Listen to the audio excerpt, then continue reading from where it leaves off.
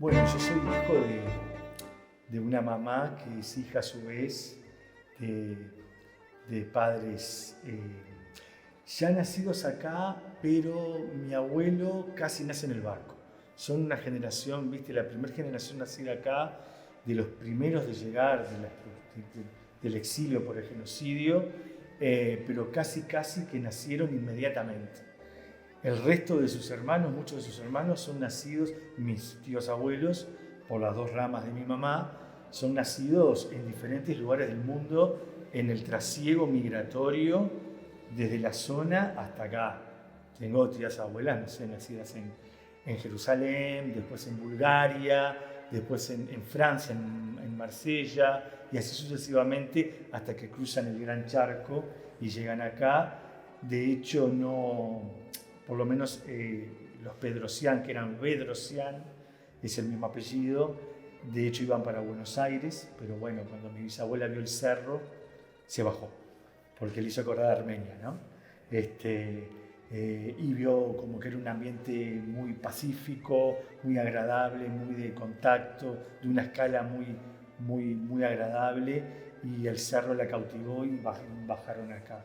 Entonces, bueno, por ahí la típica familia de la comunidad armenia, ¿no? Mi abuelo llegó a ser una figura bastante mediática en el entorno de la comunidad, porque, bueno, amateur, pero era un cantante, un trovador de música armenia, que fue famoso en su época. Él era del año 1925, así que estamos hablando de los años 40, 50, 60, ya era grande, y fue históricamente una persona, eso, ¿no? Con su público, sus fieles escuchas que le tiraban rosas cuando cantaba y todas esas cosas. Y mi tío, entonces también, el hermano de mi mamá, se dedicó también mucho a la música armenia, tocó en una banda que es muy importante de la comunidad armenia de acá, Yerevan 50 se llama. También tocaba con el papá de Álvaro Agopian, Mansur Agopian. Es decir, todo el ambiente musical de la cultura armenia en el Uruguay, que era bastante importante. Había mucha gente haciendo música, muchas redes regionales, con Argentina, con Brasil, con Chile y demás. Y bueno, era un momento efervescente de la colectividad, había mucha gente, colegios llenos de niños y demás. Pero por el lado materno, ¿no? Por el lado paterno no, yo soy Álvarez. Mi papá le llevaba muchísimos años a mi vieja, ya era divorciado y demás, pero bueno, se casaron, se enamoraron, se casaron rápido y demás.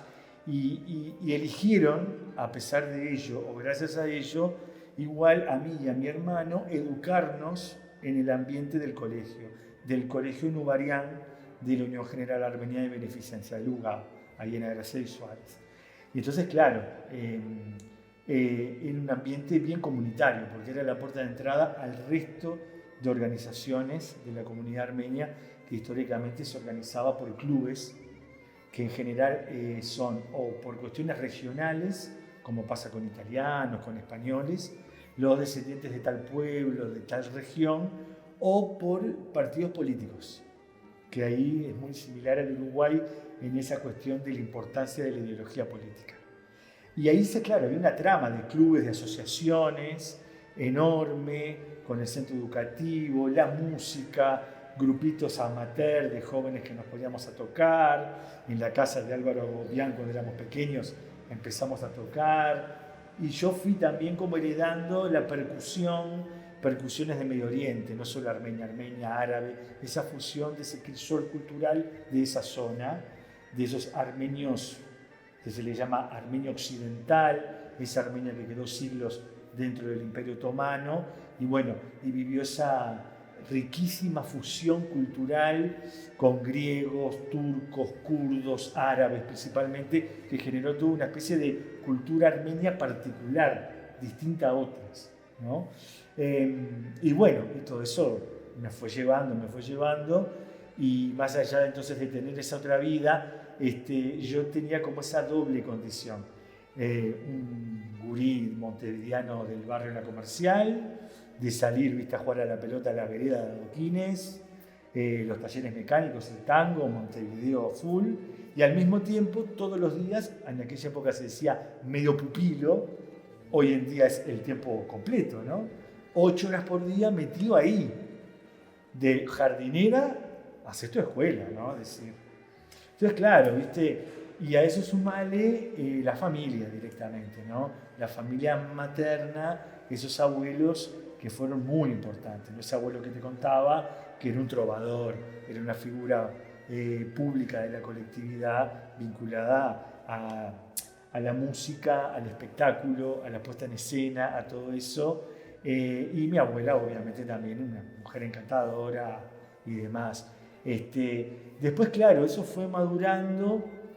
Me tocó vivir todo en una época que también implicó unas grandes transformaciones en lo que tenía que ver con Armenia propiamente dicha, la caída del muro, el fin de la Unión Soviética, la emergencia de la nueva, la tercera República de Armenia, la Armenia actual, y ya se estaban organizando la posibilidad de viajar, de conocer directamente como los viajes de fin de curso, de sexto, de liceo. Y ahí fui a Armenia, ¿no? Que yo tenía 17 años y fue una experiencia impresionante, impresionante. También tengo que decir que fue muy importante la presencia de diferentes maestros, profesores, maestras que iban llegando a dar clases al Nubarián y que venían de estas regiones, de otras partes de la colectividad cercana, ¿no? En ese Medio Oriente. Por ejemplo, tuve un par de maestras hermanas armenias sirias que fueron muy importantes en ese sentido. En un momento tuvimos un director del colegio que era chipriota, era de Chipre. En Chipre estaba lo que vendría a ser el IABA, un centro de formación de profesorado armenio para todo el mundo. Entonces todo eso te da una visión muy antropológica de las cosas, ¿no? Y bueno, Jovanés Boduquian, gran amigo, fue un profesor en ese momento. Él era armenio uruguayo, él había nacido allá, se crió acá de madre uruguaya, había vuelto a estudiar allá y era un joven profesor que llegaba de la Armenia actual, viva, presente, concreta, ¿viste? Y eso nos habilitó otra mirada, ¿no? Todo eso yo creo que marcó mucho el hecho que me dedicara a la antropología, que me haga antropólogo, ¿no? Es inevitable. Fue una experiencia riquísima, eso de hacer ese viaje antropológico en tiempo, espacio, a otra cultura todos los días, ¿no? Claro, te va generando esa necesidad, esa inquietud de comprender por qué pasan las cosas, cuál es la diversidad, qué conexiones hay. Y a la interna de la armenidad también, ¿no? Una cultura milenaria, con una historia tan de larga duración, en una región tan rica, tan cargada de procesos culturales como es esa, haber pasado por todo lo que pasó, tener una diáspora mundial, genera procesos de mezcla y hibridaciones que son riquísimos, ¿no? Y todo eso te va llevando como a preguntarte sobre eso. Después a lo largo de la vida vas sintetizando y vas encontrando tu propia armenidad, tu propio vínculo subjetivo con esa herencia. Sí. No solamente, es como una parte más, es una parte más. Pero digamos, como pasa con muchas identidades diaspóricas, ¿viste? Te sentís, digamos, armenio del Río de la Plata, digámoslo así, en esa singularidad, ¿no? Que no es lo mismo que de otro lado. Viste que te digo del Río de la Plata, los más cercanos son los de Buenos Aires, ¿no? Ahí sí, el área cultural es la rioplatense. Incluso en Córdoba hay otra comunidad importante, en la región, y después en Brasil, en San Pablo, que bueno, San Pablo es tan grande que bueno, es complicado, claro, se pierde mucho, ¿viste?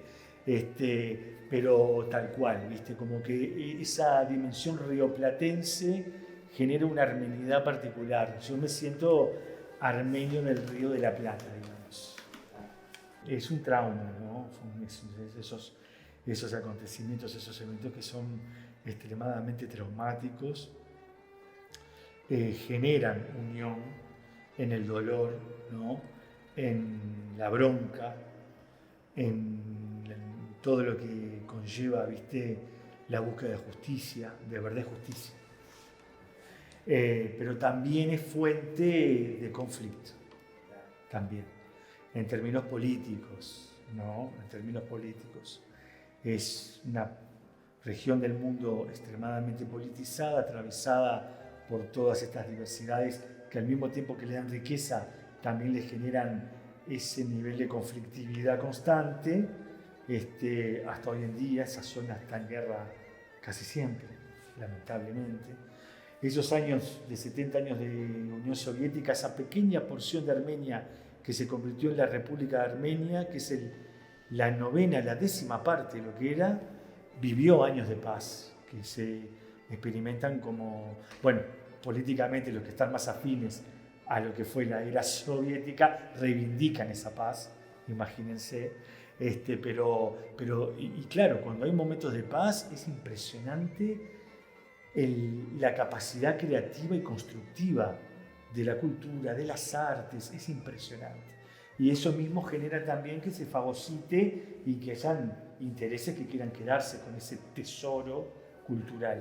Lo mismo pasa en Siria, en Irak, en Turquía, en el resto de Turquía, en toda esa zona que llamamos desde acá Medio Oriente, ¿no? Y claro, después con el paso del tiempo, siempre, ¿no? Los grandes imperios a lo largo de la historia están siempre ahí jugando las guerras como en una especie de tablero de ajedrez. Armenia siempre fue, lamentablemente, territorio de combate de otros, que se la disputaban y la partían en pedazos. Entonces también después la Guerra Fría marcó una brecha grande entre quienes estaban a favor del proceso, ¿no?, de sovietización, quienes estaban de un lado de la cortina de hierro y quienes estaban del otro lado. Y claro, el genocidio quedó en medio de eso. Entonces sí, para responderte, une desde el dolor, desde la necesidad de justicia, de verdad, pero también, bueno, para algunos creemos, hay como que ir superando, ¿no? Hay que como que ir superando eso. ¿Qué es lo que pasa con todas estas cosas traumáticas, ¿no? Que también te inhiben un poco, te dejan agarrado en el dolor, te pueden dejar agarrado en el dolor. Primero, más de fondo, está esta cuestión de una especie de diversificación de la Gran Armenia, como se la conoce, ¿no?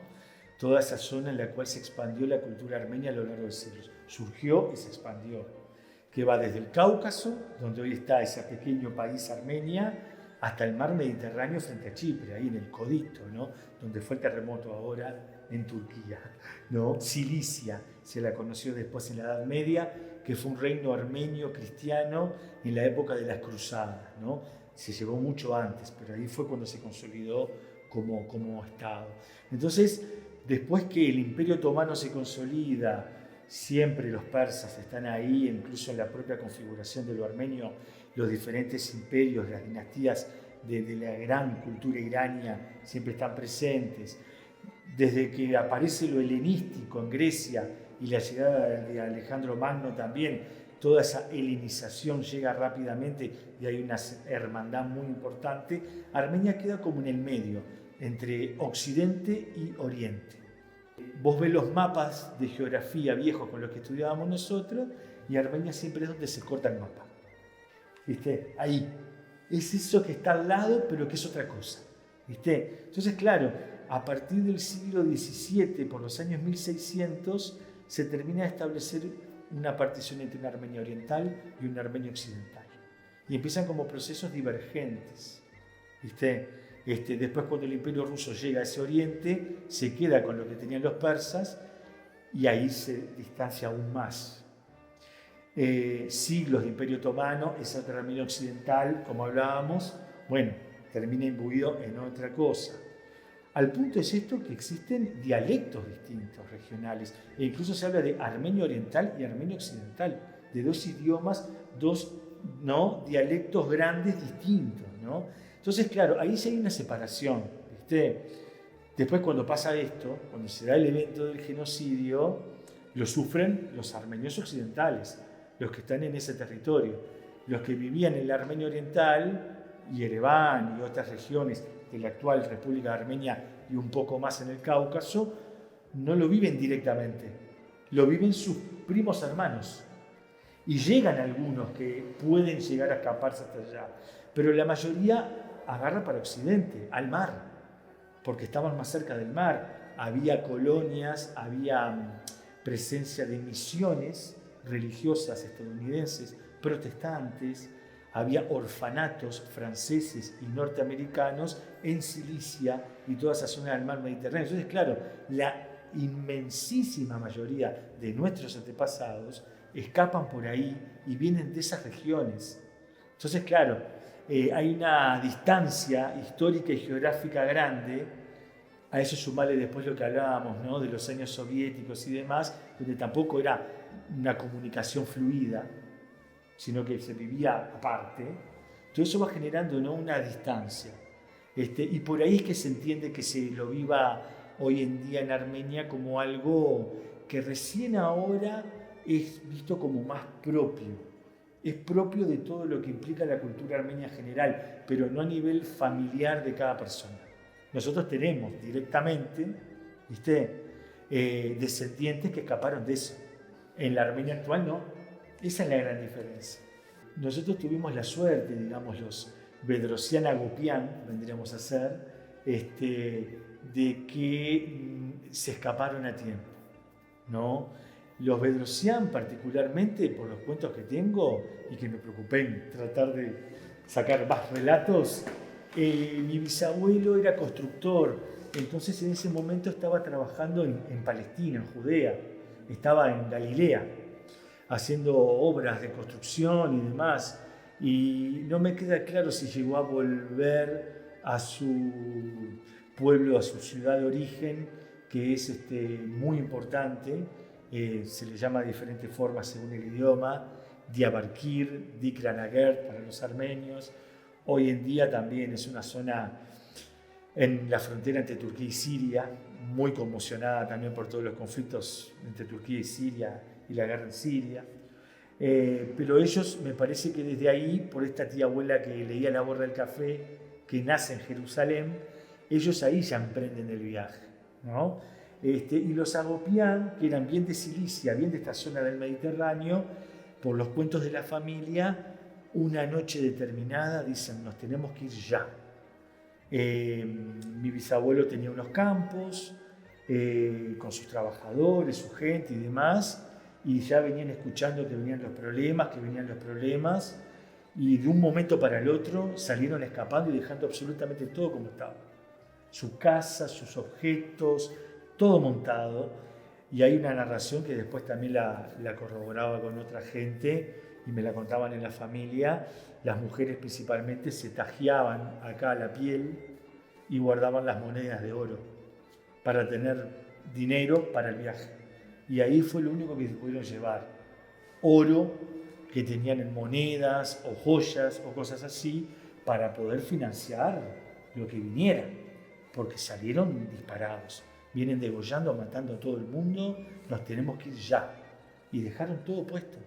Una casa, un campo, una hacienda instalada, que todo eso, imagínense, fuera un saqueo, un robo total de parte del Estado turco, ¿no?, que se quedó con todas las propiedades de todo el mundo sin ningún tipo de inconveniente. Y ahí arrancaron, ¿no? Esos son los cuentos más de la familia, ¿no? Y después también algo muy significativo, que se conocían de allá esas dos familias, se habían visto en algunos lugares, y después cuando se reencontraron acá en Montevideo, llegando en diferentes años, ¿no? Con 3 años de diferencia, 1924 y 1927, hablando, se dieron cuenta que habían estado en algunos lugares comunes, una cueva donde había unas fogatas, el que pasaba dejaba el fuego, cosas para que otro pudiera hacer fuego, lugares de refugio que habían pasado por los mismos lugares. En realidad está mejor desde el punto de vista de la democracia, de la consolidación de un país independiente, con un Estado fuerte, democrático, ¿no?, con derechos civiles, por primera vez en su historia. Nunca se había vivido esto. Elecciones libres, un gobierno democráticamente electo, pero claro, con unas presiones infernales, ¿viste? Infernales. Y adentro también, porque hay mucha corrupción metida en esto que milenariamente implica el negocio de la guerra. Entonces, si te metes con la guerra, divide y reinarás. Entonces, claro, están los que están con el ejército, la venta de armas, el contrabando, que incluso atraviesa bandos, ¿no? Es terrible.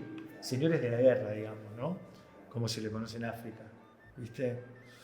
Es terrible porque contrasta enormemente con todo lo que hablamos, esa riqueza cultural, pero por eso mismo saben que hay tanto en juego.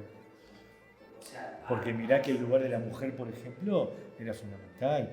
Los primeros festejos del Día de la Mujer, esa equiparación de los derechos del hombre y la mujer, y todo se dan en la Unión Soviética. Pero a principios de los años del siglo, después de la revolución, es una transformación impresionante. Y el lugar de la ciencia, de las artes. Ya estaba esta cosa que hablamos, ¿no? Esa cultura milenaria, esos lugares con una tradición tan milenaria cultural, tiene esa riqueza. Pero la cultivaron más. Todo el mundo toca algún instrumento, todo el mundo juega al ajedrez, todo el mundo sabe varios idiomas. En la pobreza material extrema, pero hay una riqueza cultural impresionante. Y eso es lo que te choca. Hay un centro de gastronomía que fue en la era soviética mundialmente famoso. También de informática, de computación. Una cosa increíble, ¿no? Y a nivel de las artes, el ballet, increíble, ¿no? La ópera, hasta hoy en día en Yerevan, es un edificio de referencia, es como la universidad acá en 18 de julio. El edificio de la ópera es, o el Solís, si vos querés. Y el jazz tuvo también un movimiento muy importante a partir de fines de los 50, principios de los 60, cuando se convirtió como en una música popular de masas dentro de la Unión Soviética, particularmente en el Cáucaso, y a nivel armenio y azerí también, en el Cáucaso. Pero en Yerevan agarró toda una onda muy jazzística, y hubieron bandas de jazz muy interesantes. No jazz clásico Dixieland, no, jazz, más cool jazz, cosas interesantes, contemporáneas, ¿viste? Y todo eso, claro, después empezó a sentir efectos, ¿no? Porque todo eso, dentro de esa cosa de lo políticamente correcto, de la autocensura, de ese control, obviamente, ¿no? No podías, pero se daba un desarrollo increíble. Y se vivió, sí, ese corte. Lamentablemente, muchos que estaban involucrados en los altos mandos del partido y de los sistemas de represión, la KGB y demás, son los que se convierten en empresarios, lo mismo que Rusia, ¿no? Son la misma gente. Esos que antes estaban en el Partido Comunista, después están en el Partido Republicano, igual que en Estados Unidos, se llaman así, y son los que fueron presidentes, están en estas vueltas, es terrible. Recién ahora hay otra vuelta de rosca con una nueva generación de gente, de la cual está el actual presidente, que es periodista, es un periodista que se lanza a la política, que es, como te digo, una nueva generación de demócratas, ya es otra cabeza. Recién ahora están luchando contra esa vieja guardia que todavía no termina de tirar los trapos. Y yo creo que falta otra vuelta de rosca para que se termine de poder valorar desde otro lugar todo lo que hablábamos de lo bueno que tenía. Porque todavía socialismo es, no mala palabra, pero casi, ¿viste? Es sinónimo de represión, de estalinismo, digámoslo así, de estalinismo. Más allá de que se dio, ¿no? Después tuvo una crítica al estalinismo y todo lo que vos quieras. Pero desde otros países que no era Rusia, como Armenia, claro, se lo vivió peor, se lo vivió como una nueva invasión del Imperio Ruso, bajo otro título, porque en realidad eran los rusos los que estaban atrás, y algunos armenios que complotaban para tener el control local, pero el resto de la gente estaba como sometida a ese poder foráneo, ¿no? Por ejemplo, en Armenia, por las dimensiones que tenía y demás, y por sus historias culturales, políticas, no se dio el proceso de rusificación como se dio en otros lados, en Asia Central. En Asia Central inventaron esos países, no existían como tales, como entidades, ¿viste? Kazajistán, Uzbekistán, Kirguistán, Tayikistán, estos que vos nombrabas, a lo que te referías, Turkmenistán. Hoy en día vos tenés países de esos que el 30% de la población es rusa. De esos países, en Armenia no. Pudo haber habido cierto intento de querer imponer el idioma y dejar como un poco al margen lo autóctono, y tampoco funcionó. A partir de los años 60, la propia Unión Soviética empieza una política de alianza de los pueblos, usar la etnografía, el folclore como una pancarta de política, ¿viste? De convivencia. Entonces empiezan a fomentar las propias culturas étnicas dentro de la Unión Soviética. Y ahí ya, ahí ya cosa se afloja.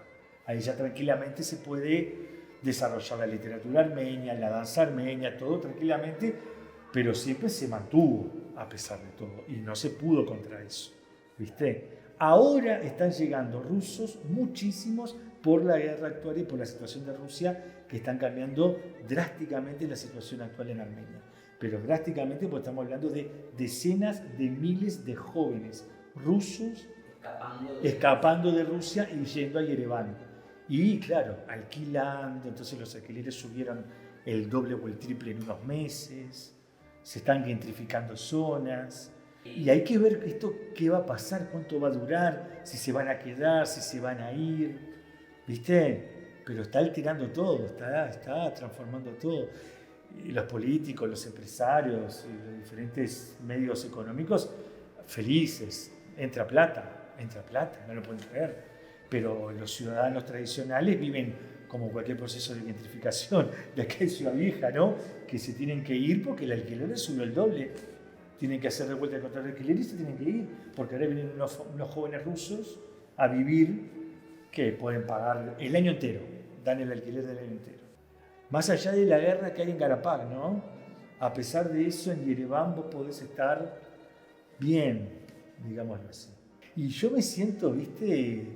Muy marcado por una sensibilidad, digámoslo así, particular, que también implica una espiritualidad que es distinta, ciertos gustos estéticos que son distintos, a lo que se considera Occidente. Eso, ¿viste?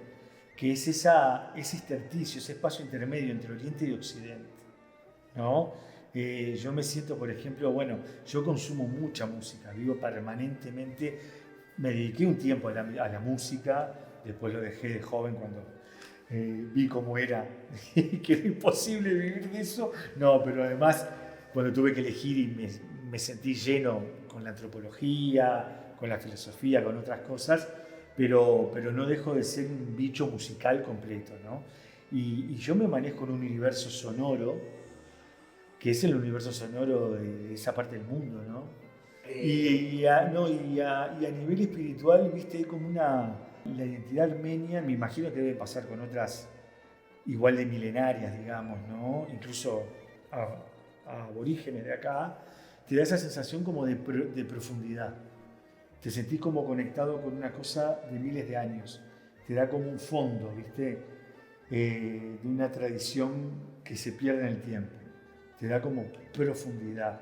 Y el tiempo lo vivís más cíclicamente, no como una línea recta evolutiva, que ese es el occidental, la evolución, el progreso. Ves bien la diferencia con la mentalidad occidental, europea occidental, norteamericana, y que está, ¿no?, la globalización. Y el oriental es esta cosa más cíclica, donde la muerte es parte de la vida, donde hay renacimientos constantes, el genocidio es un evento más de miles de años, que eso también, claro, uno entiende, cuando te vive directamente en carne propia, es el trauma a escala personal. Si son tus abuelos, bisabuelos, todavía lo mantenés, pero en realidad ves la historia armenia y han pasado de todo, es como un momento de una cosa mucho más larga, ¿no? Entonces como que por ahí hay una especie de armeniedad a flor de piel, ¿viste? Yo lo veo por ese lado. Siempre en mezcla, hibridado, como te digo, ¿no? Con esas particularidades. que te permite como estar más abierto a la diversidad. Ahí está. Y disfrutar incluso de otras cosas, de otras culturas, que no son ni armenias, ni de Medio Oriente, ni uruguayas, porque estás como más abierto a la diversidad. Una cosa así. Los armenios son, en el mundo antiguo, los montañeses. Dentro de la cosmovisión, ¿no?, de la Mesopotamia más clásica, ya aparece Armenia en los primeros mapas. Como está Ur, ¿viste?, los hititas, y aparece Armenia. Y son los que viven allá arriba en la meseta montañosa, donde está el monte Ararat. Por eso es tan importante el Ararat, donde en la Biblia queda el arca de Noé, después del diluvio. Eso es Armenia. Son los montañeses del mundo antiguo, digamos así. ¿Viste? Entonces, claro, hay vínculos con el arameo, el caldeo, la Mesopotamia toda, el Levante con el Mediterráneo. Hay una conexión muy antigua con todo eso, ¿no? Y tiene origen también en mezclas étnicas. No salen de un... Pero lo que pasa es que las culturas antiguas todas se creen originarias, ¿viste?, puras, esencialistas. Pero si vos te pones a desmenuzar arqueológicamente, aparecen cosas interesantísimas. Lo que pasa es que se hunden en el Paleolítico, ¿no? Sí. En el Paleolítico. Impresionante. Estás en Yerevan y hay cosas, como que hagamos te digo, caminaras, y hay algo que tiene miles de años en la ciudad. Erepuni, que era la ciudad original, fundado por los urartianos, en el reino de Urartu, que es contemporáneo de los asirios, 900 a.C. La ciudad ahora va a cumplir 3.000 años. Nairi, que es el nombre original de la confederación tribal que da origen como al magma de la armenidad, ¿viste? Las confederaciones de Nairi es en torno a un lago, el lago Van, que es como el Titicaca, digamos, para los armenios. ¿Tá? Hoy está en Turquía. Van, la provincia de Van, muy cerca de la frontera, ¿no? Hay un vínculo con el agua fuerte también, ¿viste? Agua de montaña, ¿viste? Ahí está. Lagos, ríos caudalosos, por los valles. Esa onda, más como el País Vasco, ¿viste? Esa onda sí. Sí. Que hay teorías de asociación, ¿no? ¿Saben? Sí, claro. De la asociación de los vascos con Armenia y con Georgia, digamos, con el Cáucaso. Vieron que el vasco dicen, ¿dónde dicen los vascos? Dicen los vascos, bueno, las más cercanas lingüísticamente lo asocian con... Sí, claro, que los vascos son originarios de allá, pero de una época anterior al surgimiento de la cultura armenia, de las bases comunes, de la península de Anatolia, de esas tribus, digamos, proto-hititas, digamos así. Lamentablemente la lengua se te va perdiendo porque, claro, al usarla cotidianamente, y claro, te vas resguardando en la música, en eso otro, ¿no? En la danza. Yo en el libro ese que hice, que les pasé, por ejemplo, hay un capítulo que se llama, ¿no? Creo que se llama así, le pusimos así, la danza, la conexión más allá de las palabras. Porque es esa sensación de que te pones a danzar con el otro y conectás, ¿viste? Más allá de que manejes o no el idioma armenio. Y hoy en día, de las pocas cosas que quedan fuertes, es el grupo de danza Rayané del Centro Nacional Armenio, que todos los años hacen un festival en alguna sala importante, ¿no? De Sodre, etcétera, todos los años. Y que viajan, van, vienen, se forman, porque la danza tiene un lugar importantísimo. El teatro, por ejemplo, se fue perdiendo. Había teatro armenio acá.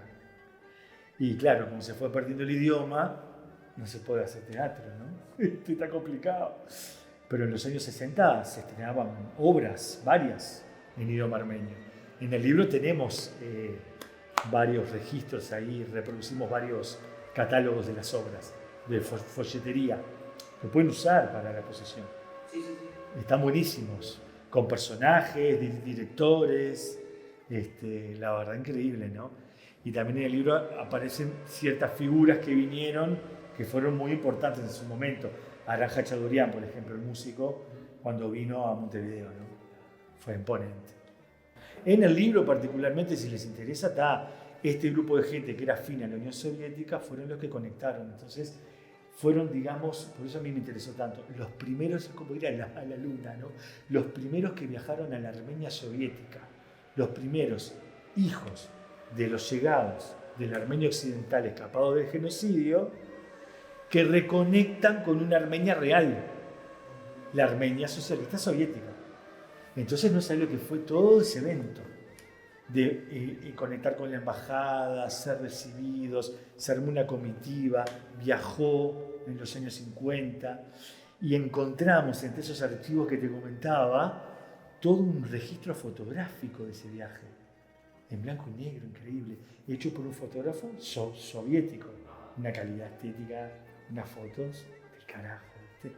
Las pusimos todas en el libro, tan entero. Véanlo porque son unas fotos fantásticas. Las pueden usar si quieren. Se armó una comitiva de figuras notables, ¿no? Intelectuales. El padre de Berzo Rupenian fue Antonio Rupenian, que no sé si escucharon hablar de él, era una figura muy pesada en la colectividad. Los rupenianos tenían su audición de radio, que fue muy importante, Radio Armenia, en CX50. Todos los días estaba, todos los días.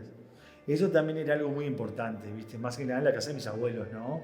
Todos los días, al mediodía, estaba puesta en la radio, sonando Radio Armenia, ¿no?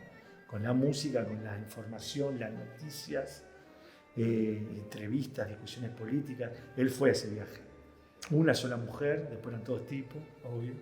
Imagínense, años 50 y pico, no me acuerdo, 53 creo. Ese viaje fue como ir a otro planeta, a reencontrarte con tus raíces, que eran otras, las mismas pero otras, ¿viste? Esos primos hermanos de Armenia Oriental. Claro, que eran como parecidos pero otra cosa. Y a partir de ahí se estableció un canal de comunicación que se mantuvo siempre, con la embajada de la Unión Soviética acá, y ahí a este club le llegaban materiales de allá riquísimos, películas en 35 milímetros, soviéticas, libros, les pasaban llevando cosas. Todo eso es lo que te contaba, que nos encontramos metidos en una habitación, pudriéndose de hongos, súper que decís, esto acá hay que armar un archivo, ¿viste? Y eso es en la sede de este club, digamos, el Centro Nacional Armenio se llama, que queda en la Comercial, en Luminoso Terra y Cagancha. Todavía está todo ese material. Nosotros hicimos lo que pudimos, ¿no? Sacamos algunas fotos, descubrimos algunas cosas, usamos ejemplos para el libro, de qué tipo de materiales eran los que llegaban. Hay fotos de gente acá haciendo, que están en el libro también, botas de cuero para mandar a la Segunda Guerra Mundial, ¿no? Para los combatientes soviéticos. Armenios de acá mandando contenedores, cajas con botas, típico armenio zapatero, ¿no? Alba, contribuyendo. Y hay unas fotos increíbles. Ves a toda la familia, ¿viste? A los tipos, a la mujer y a los niños alrededor, ¿no? Cosiendo esas botas. El cargamento con un pequeño camioncito y escrito en armenio, en la caja de madera, mandando eso al otro rincón del mundo, año 41, ponele. Desde la Comercial. Eso me pasó a mí en el libro, imagínate. ¿Viste lo que pasó recién? Porque claro, uno está, pero tampoco es un gueto. Entonces, por suerte, viste, acá en Uruguay, y vos te movés y no sé qué, y te reencontrás. Ya estaba el libro impreso. Y lo miro y digo, este es mi abuelo. En una foto vi a mi abuelo, a mi tío. Recién el libro terminado, impreso, y empecé a encontrar gente de mi propia familia ahí metida en las fotos.